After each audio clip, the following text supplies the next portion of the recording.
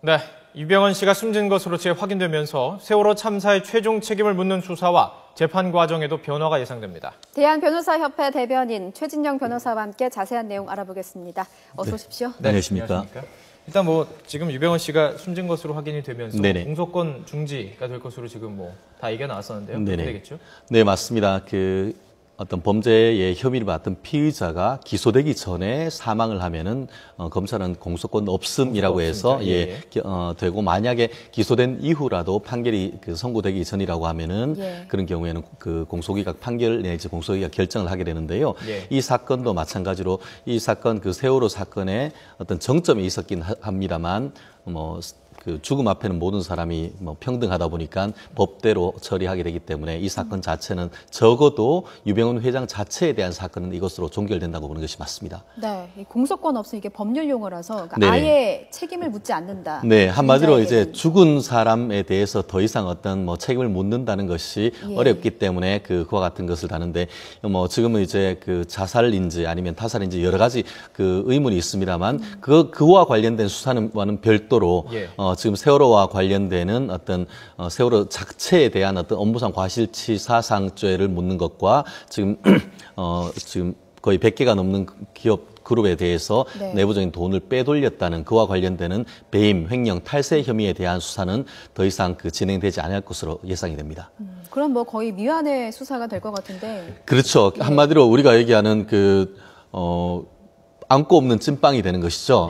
다른 관련되는 사람들에 대해서 벌써 수십 명을 구속을 하고 수사가 진행되고 있습니다만 정작 그것은 깃털에 불과한 것이고 몸통에 대해서 수사를 해야 되는데 수사도 하지 못한 채 지금 종결되는 것이기 때문에 어떤 진실 규명이라는 측면에서는 결국은 사건이 미스테리로 빠져든다는 것이 일반적인 견해입니다. 자, 그렇다면 혐의점을 좀 정리를 해봐야 될 것 같습니다. 사실 세월호 사건과 좀 동떨어지게 생각하신 분이 계실 수도 있습니다. 하지만 세월호 때문에 지금 계속된 수사고요. 자, 보시면 알겠지만 천혜진 해운도 있고요. 천혜지라는 회사도 있고요. 새누리 계열사 자금 등 598억 원의 배임 혐의. 네네, 국제 영상 주식 고가 매입에 또 배임 혐의. 계열사의 사진 판매. 이 내용도 상당히 많은 보도가 됐었습니다. 네, 맞습니다. 인터넷에서 25,000원이면 살 수 있는 거를 5천만 원에 팔기도 했고요. 결국은 말고도, 사실 굉장히 무명 작가지 않습니까? 우리나라에서 제일 유명한 배모 작가 같은 경우에도 사진 한 점에 2천만 원 이렇게 하는데 지금 아해라고 해서 이름 없는 작가인데 그것을 한 점을 큰 케이스 같은 경우에는 지금 1억이 넘는 금액으로 샀다는 것이니까 결국은 회사 돈을 빼돌려서 한 사람한테 이익을 보이고 회사는 손해를 봤다는 그런 혐의인데요. 그것이 한 1, 2억이 아니고 446억이라는 거 하니까 코미디라고 볼 수 없죠. 배임만 지금 1,000억이 넘는 것으로 보이고요. 또 여러 가지 또 세월호와 직접 관련된 혐의도 상당히 많이 있었습니다. 네, 맞습니다. 횡령 혐의를 일단 볼 텐데요.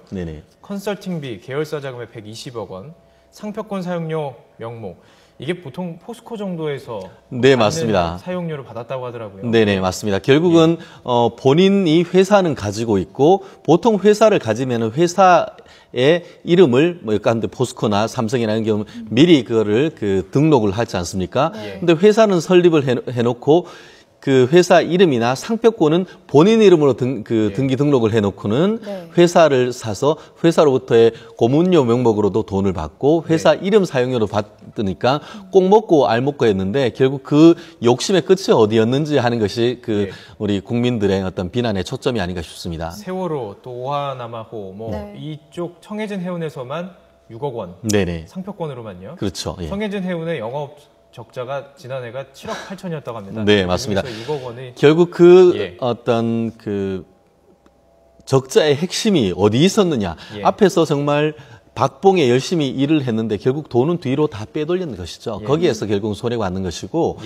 지금 말씀드렸듯이 이 사건 같은 경우에 크게 봐서는 이제 회사 운영, 지금 청해진으로부터 해서 여러 가지 이름도 야릇한 붉은 눈이 오목 눈이부터 해서 그런 회사의 고문료 명목으로 받았는 그런 것뿐만 아니고 사실 우리 국민들이 제일 관심이 있었던 것은 지금 광주지방법원에서 지금 진행되고 있는 이 세월호 자체 사건에 대한 책임인데 사실 그 책임을 보면은 검찰에서는 이른바 업무상 과실치사상 혐의로 기소를 하려고 했었습니다. 구조 변경을 좀 그렇죠.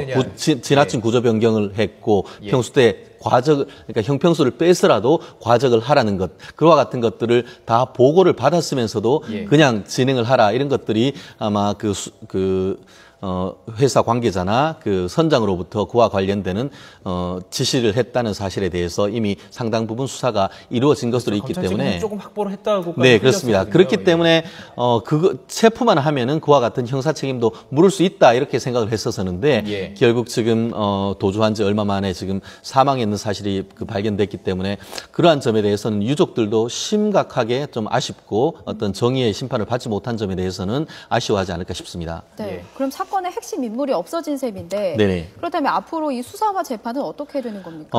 결국 어떻게 보면 지금 유 회장을 잡으려고 했는 것이지 그 이외에는 지금 많은 수사들이 이루어지고 있습니다. 네. 아시다시피 지금 목포에 있던 검경합동수사반에서는 거의 한 30쪽 정도 되는 공소장을 써서 지금 광주지방법원에서 재판이 진행 중인데요. 네. 그 사건 자체와는 이제 세월호 사건 자체에 대한 살인죄 내지 업무상 과실치사죄를 묻는 재판이 진행되고 있고 그와는 별도로 지금 인천지방검찰청에서는 좀 전에 말씀드린 어떤 세월호를 비롯해서 관련 기업 자체에 대한 배임, 횡령, 탈세 그리고 또 세금을 해외로 재산을 해외 도피하는 그런 수사가 진행되고 있는데 핵심은 사실 세월호 자체에 대한 수사였고 그와 관련해서 체포를 한다고 하면은 또 경영 비리를 수사를 하려고 했는데 결국 둘 다 사건은 적어도 유 회장과 관련된 사건 자체는 케이스를 덮을 수밖에 없는 우리가 미국 드라마 미드를 보면은 케이스 클로즈드 이렇게 표현을 하는데 결국 여러 다른 사람은 진행이 되지만 물론 그 부분에 대해서는 수사를 하고 재판을 통해서 법적 심판을 받게 되지만 결국 몸통을 빠뜨리게 되는 그런 일이 되기 때문에 사건의 제일 어떤 은밀한 부분까지 다 알고 있는 부분은 제대로 밝히지 못할 그럴 가능성은 많이 높아졌다 이렇게 보입니다. 변호사님 또 궁금한 게요. 지금 유병헌 씨의 사인과 관련해서 국가수에서 부검이 진행 중인데 네네. 뭐 자살이냐, 뭐 타살이냐, 자연사냐 그 사인에 상관없이 네네. 재판이나 어떤 수사에는 영향을 미치지 않는다고. 네, 맞습니다. 그렇습니다. 결국은 이제 근데 재판에 영향을 미칠 수도 있습니다. 어떤 의미냐 하면은 사실 일부 자백을 하고 관련 사람들이 자백을 했지만 이제 보니까 최정점에 있던 사람이 사망하고 결국 모든 책임을 다 유 회장한테 떠넘기게 된다고 하면은 범죄 혐의를 인정하는데도 상당히 어려움이 있을 수도 있고 형을 받는 어떤 책임에서도 그만큼 스스로 떨어뜨릴 수 있는 그런 염려가 있기 때문에 모든 책임을 죽은 사람한테 다 뒤집어 씌움으로 해서 자기 책임을 면탈하려고 하는 그런 시도가 있을 수 있을 것 같은데 그와 같은 것은 결국은 검찰이 얼마나 공소 유지를 잘 해서 사실 유 회장뿐만 아니고 직접 어떤 그런 이 사건에 직접 책임이 있는 사람들한테 대해서는 마땅한 그만큼의 책임을 져야 되지 않습니까? 그렇기 때문에 그와 같은 것을 차단하는 어떤 검찰의 공소 유지를 위한 것도 만전을 기해야 된다고 봅니다. 지금 이 부검 결과에 대해서 좀 법적으로 좀 여쭤봤고요. 그렇다면 이제 의학적으로 법의학과 교수 전화로 연결해 봐서 과연 어떻게 진행이 될 것인지 그리고 지금 핵심 쟁점인 여러 가지 의혹과 또 DNA 부분에 대해서 좀 여쭤보도록 하겠습니다. 네. 서울대 의과대학 법의학과 교실 교수 이윤성 교수 전화로 연결됐습니다. 안녕하십니까? 네, 안녕하세요. 자, 우선 간단하게 질문 드리겠습니다. 일단 국가수에서 유병헌 씨 시신에 대해서 DNA가 맞다라고 밝혔습니다. 자, 이 정도면 유병헌 씨라고 확신을 할 수 있는 건가요? 네, 그렇습니다. 지금 제가 알고 있기로는요, 순천경찰서에서 보낸 유전자 DNA 검사가 있었고요. 또 국립과학수사연구소 또 한 번 DNA 검사를 했고, 그리고 그때는 요번에 할 때는 아마 우리가 신원 확인에 필요한 유전자 여러 가지를 다 한 걸로 알고 있습니다. 그럼 정말 음모론이 제기되는 확인에 대해서는 의심할 필요가 없다. 의심할 여지가 없다. 네. 자, 교수님, DNA 분석에 사실 처음에 경찰이 이 시신을 발견하고 나서 40일이나 걸렸습니다. 말들이 참 많은데 어제 국가수 DNA 분석은 하루 더 걸리지 않았거든요. 이게 뭐 어떤 차이가 있는 겁니까? 일단 순천경찰서에서 보낸 거는요. 뼈를 보냈습니다. 뼈는 보통 혈액이나 뭐 이런 거에 비해서 한 3주 이상 걸리거든요. 그래서 거기서 시간이 많이 걸리고요. 그리고 또 그때는 그 시료가 중요한 사건의 시료라는 걸 몰랐고, 그러니까, 그냥 들어온 순서대로 검사하는 그런 과정을 거쳤을 테고 이번에는 국립과학수사연구소에서 뼈가 아닌 조직을 가지고 중요 사건이라고 봐서 다른 거에 앞서서 검사를 했기 때문에 하루 만에 검사 결과가 나온 것이죠. 그래도 정확성에는 큰 차이가 없는 거죠? 오히려 어제 국립과학수사연구소에서 한 것이 더 정확했을 것 같습니다. 예. 자, 이제 모든 관심은 사망 원인입니다. 조금 전에도 이제 변호사님과 얘기를 나눠봤는데요. 사망 원인에 관심이 집중되고 있습니다. 타살이냐, 자살이냐, 아니면 뭐 자연사냐, 여러 가지 원인을 놓고 뭐 여러 가지 의혹들이 많습니다. 어떤 부분들이 좀 검사가 되는 거고요? 밝혀질 수는 있을까요? 이미 굉장히 부패된 시체이기 때문에 사망 원인을 밝히는 데는 굉장히 제한이 많습니다. 그런데 아마 샅샅이 뒤져서 예를 들어서 타살의 증거를 찾아낸다면 그럼 타살이 되는 것인데 예를 들어서 남아있는 유골에 무슨 외력이 가해진 흔적이 있다거나 아니면 독극물 검사를 했더니 독극물이 나왔다거나 하면 그럼 사망의 원인을 어느 정도 추정할 수가 있는 것이죠. 그런데 그런 게 모두 안 나오면 그러면 사망 원인 규명하기 굉장히 어렵고 또 뭐 질병인 경우에도 간혹 부패된 시체에서 그 증거를 찾는 경우도 있기는 합니다만 어쨌든 지금은 국립과학수사연구소에서 정밀 검사해서 그 결과가 나오는 걸 기다리는 그런 때라고 생각합니다. 자, 이 사망 원인을 둘러싸고 지금 갖가지 추측이 나오고 있는데 YTN 취재 결과 이런 일도 있었습니다. 유병헌 씨의 얼굴이 오른쪽 방향으로 심하게 돌아가 있는 상태였고 또 몸과 목이 완전히 분리돼 있었다. 뭐 이런 증언이 있었는데 이걸 두고 혹시 타살의 근거로 볼 수 있는지 이 사실도 좀 궁금한데요. 어떻게 보십니까? 몸통하고 머리가 분리돼 있다는 얘기를 많이들 하는데요.